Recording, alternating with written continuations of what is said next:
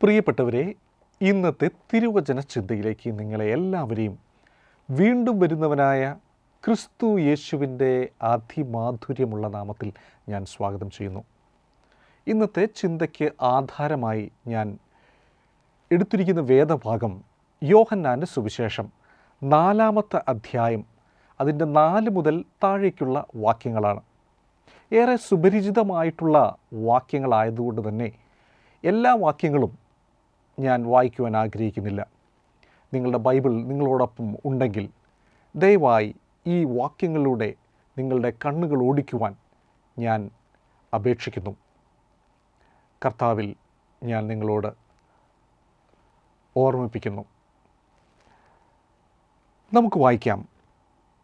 യോഹന്നാൻ്റെ സുവിശേഷം 4-ാമത്തെ അധ്യായം, അതിൻ്റെ 28-ാമത്തെ വാക്യം.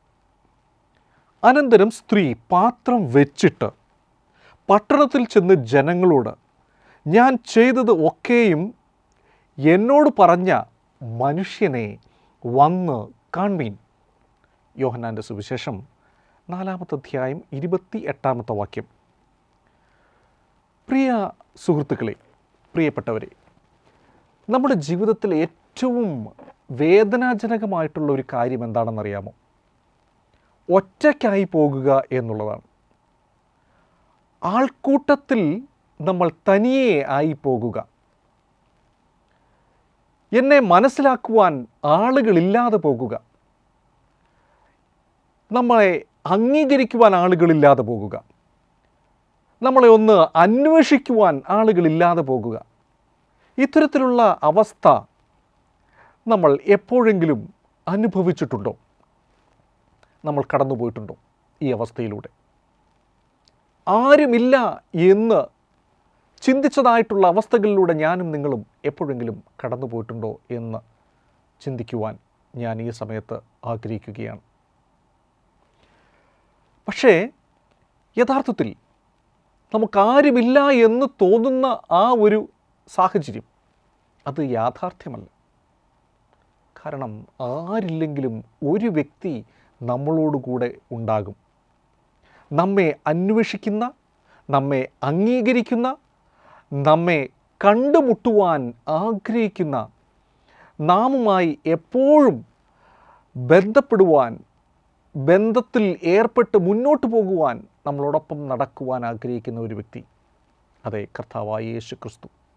അതുകൊണ്ട് തന്നെ ഇന്നത്തെ സന്ദേശം, അതിൻ്റെ തലക്കെട്ടായി ഞാൻ ഉപയോഗിക്കുന്നത് നമ്മെ അന്വേഷിക്കുന്ന യേശു എന്നതാണ്. ഇന്നത്തെ ചിന്തയിൽ യോഹന്നാൻ്റെ സുവിശേഷം 4-ാമത്തെ അധ്യായം 4-ാമത്തെ വാക്യത്തിൽ നിന്ന് തുടങ്ങാം. അവൻ ശമര്യയിൽ കൂടി പോകേണ്ടി വന്നു. അതാണ് 4-ാമത്തെ വാക്യം പറയുന്നത്. അവൻ ശമര്യയിൽ കൂടി കടന്നു പോകേണ്ടി വന്നു. ഇത് ഒരു ഭൂമിശാസ്ത്രപരമായ ഒരു വിവരണമല്ല നൽകുന്നത്. ഒരു സാധാരണ യാത്രയെക്കുറിച്ചുമല്ല പറയുന്നത്. ഇത് രക്ഷകൻ ഒരു പാപിയായിരിക്കുന്ന വ്യക്തിയെ അന്വേഷിച്ചുള്ള യാത്രയാണ്. മനുഷ്യർ കടന്നു ചെല്ലാത്ത ഇടങ്ങളിലും യേശുക്രിസ്തു കടന്നു ചെല്ലുവാൻ ആഗ്രഹിക്കുന്നു. ശമരിയ എന്ന് പറയുന്ന പ്രദേശത്ത് യഹൂദന്മാർ സാധാരണ കടന്നു പോകാറില്ല. യഹൂദന്മാരും ശമര്യക്കാരും തമ്മിൽ വലിയ വൈര്യം നിലനിൽക്കുന്ന ഒരു കാലഘട്ടത്തിലാണ് യേശുക്രിസ്തു ഈ വഴിയിലൂടെ കടന്നുപോയത്. പക്ഷേ യേശുക്രിസ്തു അവിടെ കടന്നുപോയപ്പോൾ കാത്തിരിക്കുന്ന ഒരു വ്യക്തി ഉണ്ടാകുമെന്ന് യേശുവിനറിയാമായിരുന്നു. യേശു കണ്ടുമുട്ടേണ്ട വ്യക്തി അവിടെ വരുമെന്ന് യേശുവിനറിയാമായിരുന്നു. തകർന്ന ഹൃദയത്തും ഉള്ള ശൂന്യ ജീവിതം അനുഭവിക്കുന്നതായിട്ടുള്ള ഒരു വ്യക്തി അവിടെ കടന്നു വരുമെന്ന് യേശുവിന് അറിയാമായിരുന്നു. യേശുവിൻ്റെ യാത്ര ഒരിക്കലും ഉദ്ദേശമില്ലാതെ ഉള്ളതായിരുന്നില്ല. അവൻ സ്വർഗത്തിൽ നിന്ന് ഭൂമിയിലേക്ക് വന്നത് വലിയ ഉദ്ദേശത്തോടു കൂടിയായിരുന്നു. മാനവരാശിയെ താൻ ഇരിക്കുന്ന ഇടത്തേക്ക് കൊണ്ടുപോകുവാൻ അവൻ ആഗ്രഹിച്ചു ഈ ഭൂമിയിലേക്ക് കടന്നു വന്നു. ഇപ്പോൾ ശമരിയിലൂടെ കടന്നു പോകുന്നതും തന്നോടൊപ്പം നിത്യകാലം ജീവിക്കുവാൻ യേശു ആഗ്രഹിച്ച ഒരു വ്യക്തിയെ കണ്ടുമുട്ടുവാൻ വേണ്ടിയാണ്. യേശു ഒരു കിണറിനരികിൽ ശമരിയയിൽ ഇരിക്കുമ്പോൾ നട്ടുച്ച സമയത്ത് 6 മണി നേരത്ത് അവിടേക്കൊരു സ്ത്രീ കടന്നു വന്നു. സാധാരണയായി ആളുകൾ ഒന്നുകിൽ രാവിലെയോ അല്ലെങ്കിൽ വൈകുന്നേരം വെയിലാറിയ ശേഷമോ ഒക്കെ ആയിരിക്കും വെള്ളം കോരുവാൻ പോകുന്നത്. ഈ സ്ത്രീ ആ സമൂഹത്തിൽ ഒരു കരടായതുകൊണ്ട് ആ സമൂഹത്തിൽ തന്നെ വലിയ നിന്ദയും ഭാരവും നാണക്കേടും സഹിച്ചുകൊണ്ട് ജീവിച്ചതുകൊണ്ട് തന്നെ ആരും വന്ന് വെള്ളം കോരാതിരിക്കുന്ന ഒരു സമയത്ത്, അല്ലെങ്കിൽ മറ്റാരും കാണാതിരിക്കുന്ന ഒരു സ്ഥലത്ത് തന്നെ ആരും കാണരുതെന്ന് ആ സ്ത്രീ ആഗ്രഹിച്ചു കാണണം. അതായിരിക്കാം ഒരുപക്ഷെ ഉച്ചയ്ക്ക് നട്ടുച്ചയ്ക്ക് കടന്നു വന്ന് വെള്ളം കോരുവാൻ ശ്രമിച്ചത്. അവൾ അവിടെ ചെന്നപ്പോൾ യേശു അവിടെ ഇരിക്കുന്നുണ്ടായിരുന്നു. അവൾ യേശുവിനെ കണ്ടുമുട്ടി യേശുവുമായി സംഭാഷണത്തിൽ ഏർപ്പെടുവാൻ ഇടയായി. അവിടെയാണ് അവളുടെ ജീവിതത്തിൻ്റെ കഥ മാറുന്നത്. യേശു അവളോട് ചോദിച്ചു, എനിക്ക് കുടിപ്പാൻ തരുമോ? യേശു അവളുടെ പാപത്തെക്കുറിച്ച് ചോദിച്ചില്ല. യേശുവിനറിയാം എല്ലാ കാര്യങ്ങളും. പക്ഷേ യേശു അവളുടെ പാപത്തെക്കുറിച്ച് ചോദിച്ചില്ല. അവളുടെ ഭൂതകാലത്തെ തുറന്ന് അവളെ കുറച്ചുകൂടെ വിഷമിപ്പിക്കുവാൻ യേശു ആഗ്രഹിച്ചില്ല. പക്ഷേ അവൻ അവളുടെ ഭാവിയെ മുന്നിൽ കണ്ടുകൊണ്ട് അവളുമായി ഒരു സ്നേഹബന്ധത്തിലേക്ക് ഏർപ്പെടുവാൻ ആഗ്രഹിച്ചു. അവരുടെ സംഭാഷണം ഹൃദയത്തിൻ്റെ വാതിലുകൾ തുറക്കുവാൻ ഇടയായി. യേശു അവളോട് പറഞ്ഞ ഒരു കാര്യം, നീ ദൈവത്തിൻ്റെ ദാനം അറിഞ്ഞിരുന്നുവെങ്കിൽ എന്നുള്ള ഒരു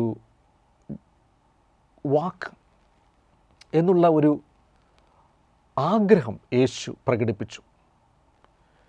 ഈ സംഭാഷണത്തിൻ്റെ അവസാനം, ഈ സ്ത്രീയുമായിട്ടുള്ള സംഭാഷണത്തിൻ്റെ അവസാനം അവളെ രക്ഷയിലേക്ക് നയിക്കുവാൻ പാകത്തിൽ ഉതകുന്ന രീതിയിൽ യേശു മാറ്റുകയുണ്ടായി. ഇവിടെ ഒരു വലിയ സത്യം നമ്മൾ പഠിക്കേണ്ടതുണ്ട്. ഒരു കാര്യം നമ്മൾ ചിന്തിക്കേണ്ടതുണ്ട്. മനുഷ്യൻ്റെ യാത്ര, ജീവിതം പല തരത്തിലുള്ള ദാഹം നിറഞ്ഞതാണ്. പല ആളുകൾക്ക് പണത്തോട് ആയിരിക്കാം. ചില ആളുകൾക്ക് ഏതെങ്കിലും തരത്തിലുള്ള പദവി സംഘടിപ്പിക്കുവാനുള്ള നെട്ടോട്ടമായിരിക്കാം. അവരതിനു വേണ്ടി ദാഹിക്കുന്നു. ചില ആളുകൾ ചില നേട്ടങ്ങൾ, വിജയങ്ങൾ കൈവരിക്കുവാനുള്ള ആഗ്രഹത്തോടു കൂടി ആയിരിക്കുന്നു. പക്ഷേ ഈ ദാഹമെല്ലാം ഈ ലോകത്തിന് ഒരു പരിധിവരെ ശമിപ്പിക്കുവാൻ സാധിച്ചേക്കും. പക്ഷേ ആത്യന്തികമായി ഒരു ദാഹശമനം ഈ ലോകത്തിന് കൊണ്ടുവരുവാൻ സാധിക്കുകയില്ല. മനുഷ്യൻ്റെ യഥാർത്ഥ ദാഹം എന്ന് പറയുന്നത് ശരീരത്തിൻ്റെയോ ഭൗതികമായതോ അല്ല എന്ന് യേശുവിനറിയാം. അത് ആത്മാവിൻ്റെ ദാഹമാണ്. അതിന് ഏറ്റവും പ്രയോജനകരമായി മാറുന്നത് ജീവജലം നൽകി ആ ദാഹത്തെ ശമിപ്പിക്കുക എന്നുള്ളതാണ്. യേശുക്രിസ്തു ഈ കിണറ്റിൽ നിന്ന് വെള്ളം കോരുവാൻ വന്ന, ആരാലും ശ്രദ്ധിക്കപ്പെടാത്ത, എല്ലാവരാലും വെറുക്കപ്പെട്ട, കണ്ണിൽ കരടായ ഒരു സ്ത്രീക്ക് കിണറ്റിൽ നിന്നുള്ള വെള്ളമല്ല, മറിച്ച് നിത്യജീവൻ്റെ ഉറവിൽ നിന്ന് യേശു വെള്ളം കൊടുക്കുവാൻ ഇടയായി. ജീവജലം കൊടുക്കുവാൻ യേശു തയ്യാറായി. ഈ ജീവജലത്തിൻ്റെ എന്തെല്ലാം പ്രയോജനങ്ങളാണ് നമുക്ക് ലഭിക്കുന്നത് എന്നറിയാമോ? യേശു തരുന്ന ജീവജലം നമ്മൾ സ്വീകരിക്കുമ്പോൾ നമ്മുടെ ജീവിതത്തിൽ ക്ഷമ കൈവരുത്തുവാനിടയാകും, സമാധാനത്താൽ നിറയുവാനിടയാകും, നമ്മുടെ ജീവിതത്തിനൊരു പുതുക്കം ഉണ്ടാകുവാനിടയാകും, ഒരു പുതിയ തുടക്കം ഉണ്ടാകുവാൻ ഇടയാകും. ആത്യന്തികമായി നിത്യജീവൻ്റെ നിത്യസന്തോഷത്തിലേക്ക് നമ്മൾ പ്രവേശിക്കുവാനുള്ള വാതിൽ തുറക്കപ്പെടും. നിത്യമായ സമാധാനത്താൽ നമ്മുടെ ഹൃദയം നിറയപ്പെടും. യേശുക്രിസ്തുവും ഈ ശമരിയ സ്ത്രീയും തമ്മിലുള്ള സംഭാഷണം അവസാനിപ്പിച്ചപ്പോൾ യേശു അവളെ പറഞ്ഞു മനസ്സിലാക്കി, ഞാനാണ് നിൻ്റെ രക്ഷകൻ, നീ കാത്തിരിക്കുന്ന മിശിഹ ഞാൻ തന്നെയാണ്. ആ നിമിഷം അവളുടെ ജീവിതം മാറുകയായിരുന്നു. അപ്പോൾ നമ്മൾ ഇന്ന് ആദ്യമായിട്ട് വായിച്ച ആ വാക്യം നമുക്കൊന്നും കൂടെ ഈ ഭാഗത്ത് വായിക്കുവാൻ ആഗ്രഹിക്കുന്നു. അനന്തരം സ്ത്രീ പാത്രം വെച്ചിട്ട് അവൾ പോയി എന്ന് നമുക്ക് കാണുവാൻ സാധിക്കും. 28-ാമത്തെ വാക്യത്തിൽ വളരെ ശക്തമായ ഒരു സന്ദേശം ആ ഒരു പ്രവൃത്തിയിൽ നിന്ന് നമുക്ക് കാണുവാൻ സാധിക്കുന്നു. ആ പാത്രം അവളുടെ പഴയ ദാഹത്തിൻ്റെ പ്രതീകമായിരുന്നു, അവളുടെ പഴയ ആഗ്രഹങ്ങളുടെ പ്രതീകമായിരുന്നു. പക്ഷേ അവൾ അത് ഉപേക്ഷിച്ചു. കാരണം അവൾ നിത്യജീവൻ്റെ ഉറവയെ കണ്ടെത്തുവാൻ ഇടയാക്കി. അതുകൊണ്ട് തന്നെ അവൾ പട്ടണത്തിലേക്ക് ഓടി, മറ്റുള്ളവരുടെ കണ്ണിൽ നിന്ന് മറഞ്ഞ് ജീവിക്കുവാൻ ആഗ്രഹിച്ച ആ സ്ത്രീ ആളുകളെ എല്ലാവരെയും വിളിച്ചു കൂട്ടി പ്രഖ്യാപിച്ചു, വരുവിൻ, ഞാനൊരു മനുഷ്യനെ കാണിച്ചു തരാം, എൻ്റെ ജീവിതത്തെ മൊത്തമായി അറിയുന്ന, ഞാൻ ചെയ്ത എല്ലാ പ്രവൃത്തികളും ശരിയായി മനസ്സിലാക്കിയ ഒരു വ്യക്തി, എൻ്റെ രക്ഷകൻ ഞാൻ കണ്ടുമുട്ടി, നിങ്ങളും വരുവിൻ, നിങ്ങൾക്കും കാണുവാൻ ഇടയാകും. യേശുവുമായിട്ടുള്ള അവളുടെ സംഭാഷണം അവളുടെ ജീവിതത്തെ മാറ്റിമറിച്ചു. യേശുവുമായിട്ടുള്ള സംഭാഷണവും സംസർഗവും അവളിൽ ഒരു സാക്ഷിയെ ജനിപ്പിച്ചു, അവളിൽ ഒരു സാക്ഷ്യം നിറയുവാൻ ഇടയാക്കി. രക്ഷിതാവിനെ കാണുവിൻ. നമ്മെ തിരഞ്ഞു വരുന്ന, നമ്മളെ അന്വേഷിച്ചു വന്ന ഒരു രക്ഷിതാവിനെ കാണുവിൻ. അതായിരുന്നു അവളുടെ സാക്ഷ്യത്തിൻ്റെ പ്രഖ്യാപനം. പ്രിയ സുഹൃത്തുക്കളെ, ഇന്നത്തെ നമ്മുടെ മുഖ്യ ചിന്ത യേശു നമ്മെ തിരയുന്നു എന്നുള്ളതാണ്. ഈ ശമരിയ സ്ത്രീയുടെ കഥ ഒരു കിണറിനരികിൽ വെച്ച് തുടങ്ങി, ഒരു സംഭാഷണത്തിൽ തുടങ്ങി, പിന്നീട് പട്ടണത്തിലേക്ക് വ്യാപിച്ചു, ഒരു സാക്ഷ്യമായി പര്യവസാനിച്ചു. അവൾ വെള്ളത്തിനായി വന്നു, പക്ഷേ അവൾ രക്ഷകനെ കണ്ടുമുട്ടി. അവൾ ദാഹത്തോടു കൂടി വന്നപ്പോൾ അവൾ ജീവജലം കണ്ടെത്തി. അവൾ ഒറ്റയ്ക്ക് യാതൊരു പ്രത്യാശയുമില്ലാതെ ഏകയായി വന്നു, പക്ഷേ അവൾ പ്രത്യാശയാൽ നിറഞ്ഞ് ആൾക്കൂട്ടത്തിലേക്ക് ചെല്ലുവാൻ ഇടയായി. അവൾ ഒഴിഞ്ഞ പാത്രം അവൾ കൊണ്ടുവന്നു. അവളുടെ ഹൃദയം അതേപോലെ തന്നെ ഒഴിഞ്ഞതായിരുന്നു. അവൾ ഉപേക്ഷിക്കേണ്ടത് പാത്രമായിരുന്നു എന്ന് മനസ്സിലായി. അതേസമയം തന്നെ അവളുടെ ഹൃദയം നിറയപ്പെടുവാനും ഇടയായി. അവളുടെ പഴയ ദാഹത്തെ അവൾ ഉപേക്ഷിച്ചു. പഴയ മുറിവുകളെ അവൾ മറന്നു, വേദനയെ മറന്നു. പഴയ അന്വേഷണങ്ങൾ അവർ നിർത്തി. അവളുടെ ശാരീരികമായിട്ടുള്ള, അവളുടെ മാനസിക വ്യതകൾ എല്ലാം തന്നെ അവളിൽ നിന്ന് മാറി. കാരണം അവൾ രക്ഷിതാവിനെ കണ്ടുമുട്ടി. ലോകം തരാത്ത, തൻ്റെ സമൂഹം തരാത്തതായിട്ടുള്ള ഒരു അനുഗ്രഹം, ആശ്വാസം അവൾ യേശുവിൽ കണ്ടെത്തുവാൻ ഇടയായി. വരുവിൻ, കാണുവിൻ, അനുഭവിക്കുവിൻ. കാരണം അവൾ കണ്ടുമുട്ടിയത് അവൾ തിരഞ്ഞ വ്യക്തിയെ അല്ല, അവളെ തിരഞ്ഞു വന്ന ഒരു വ്യക്തിയെയാണ്. ഇന്ന് നമ്മെ അന്വേഷിക്കുന്ന യേശുവിനെ കണ്ടുമുട്ടുവാൻ നിങ്ങൾ തയ്യാറാണോ? എങ്കിൽ ഒരിക്കലും നിങ്ങളുടെ ജീവിതം പഴയതുപോലെ ആയിരിക്കുകയില്ല. നിങ്ങളുടെ ജീവിതത്തിൽ വലിയ മാറ്റങ്ങൾ ഉണ്ടാകും. നിങ്ങളുടെ ശൂന്യത നിങ്ങളിൽ നിന്ന് മാറ്റപ്പെടും. അവിടെ ദൈവ സ്നേഹത്തിൻ്റെ നിറവ്, ദൈവാനുഗ്രഹങ്ങളുടെ നിറവ് നിങ്ങൾ മനസ്സിലാക്കും.